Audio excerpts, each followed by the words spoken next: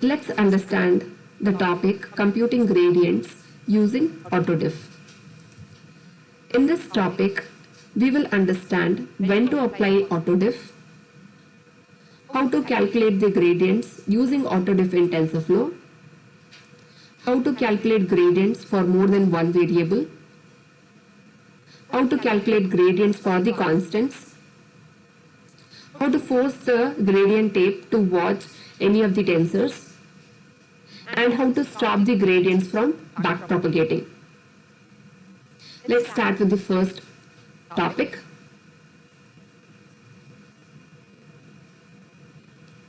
We will first start with an example, that is, consider a simple toy function. The function is f of w1 comma w2, which is for two weights, and this is going to return us 3 into w1 to the power 2 plus 2 into w1 into w2. Now, for this particular function, let's find the partial derivative manually with respect to w1.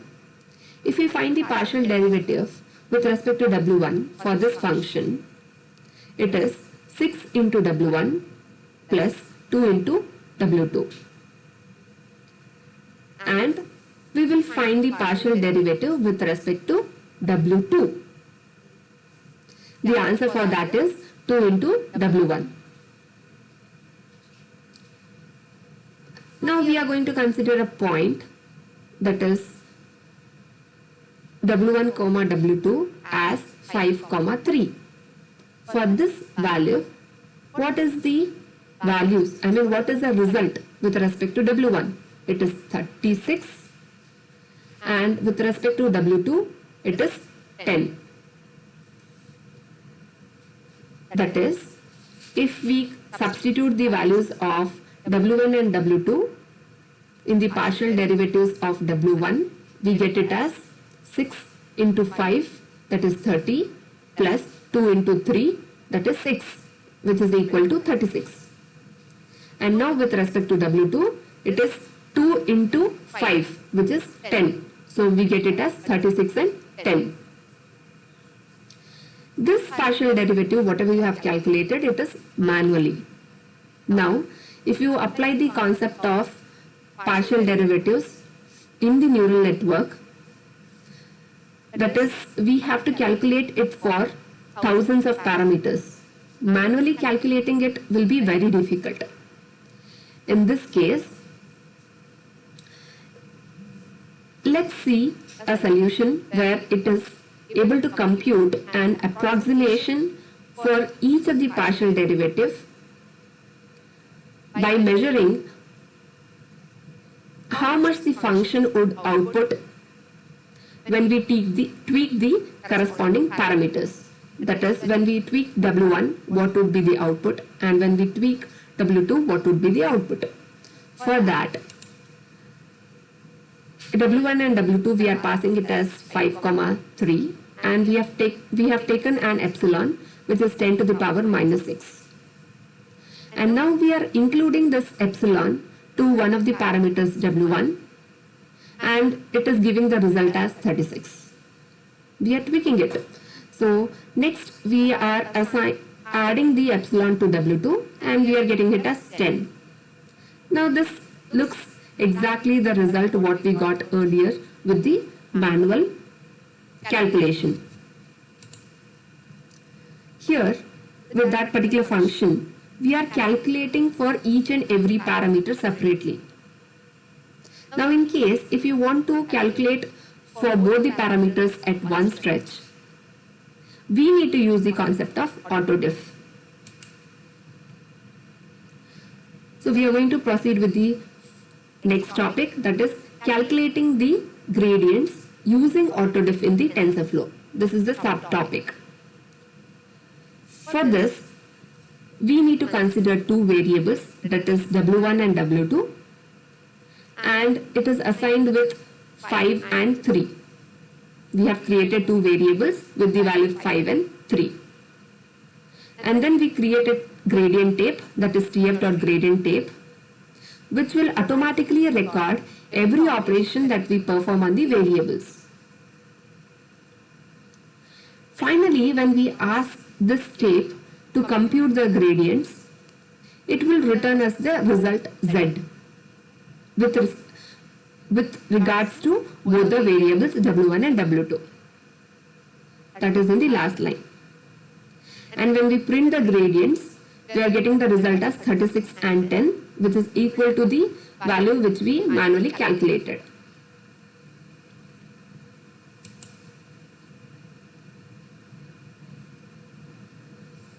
Here we have calculated the values of W1 and W2 at one stretch.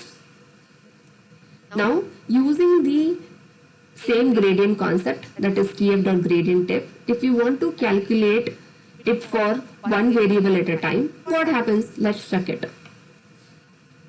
On the same gradient tape as tape, Z is equal to f of W1 comma W2, we are calculating the partial derivative with respect to W1, and we are getting the result as 36. That's fine.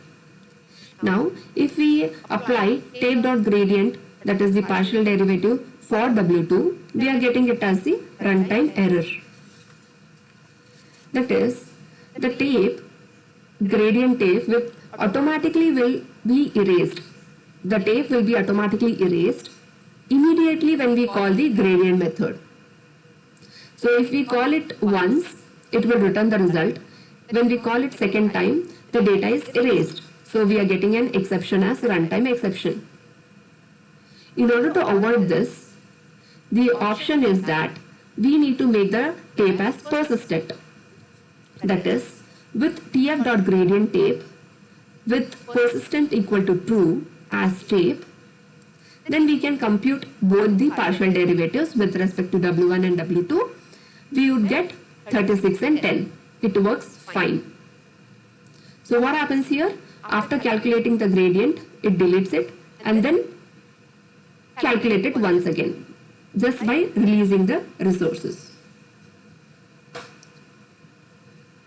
The next subtopic is calculating the gradients for constants.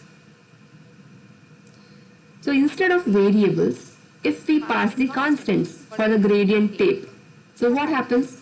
It gives the results as none. So basically, this gradient tape concept, that is AutoDiff, is basically applied for a variable, not to a constants. Improvisation with respect to the constants is like, we can make we can force the tape to watch any tensors. That is, if we use watch of C1 and watch of C2, so what happens here? You are just making the gradient tape to watch any of the tensors and record all the operations which are performing on those tensors.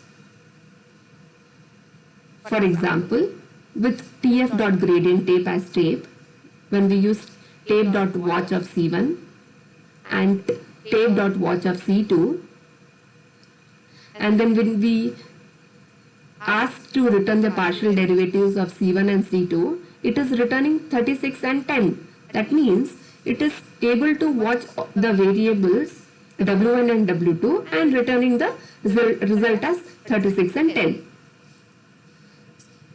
This is mostly used to implement a regularization loss, so that it can penalizes the activations which vary a lot when the inputs vary little. So it reduces the regularization loss. Now the next topic or next subtopic is that to stop the gradients from backpropagating. That is, to stop gradients from backpropagating, we can use TF dot stop gradient function. In this case, it is basically used to stop the gradients from backpropagating through some part of the neural network. That is, it can go through the forward pass, but it does not let the gradients go through the backpropagation. For example, for the same definition, in place of return, you are returning 3 into W1 to the power 2 for W1, whereas for the second expression, you are using TF dot stop gradient. And when we calculate the partial derivative here, it is just going to return us 30. That is, the partial derivative of this part would be 6 into W1. So the value for W1 was 5. So 6 into 5 is 30. So that is why it is returning the tensor as 30. So in this particular topic, that is computing gradients using autodiff, we have learned when to apply autodiff and how to apply the autodiff for all the variables and how to calculate the partial derivative considering one variable at a time using the gradient tape concept. And if we are using the constants, what happens? And you can use the concept of watch when you want to check or you want to monitor the other variables.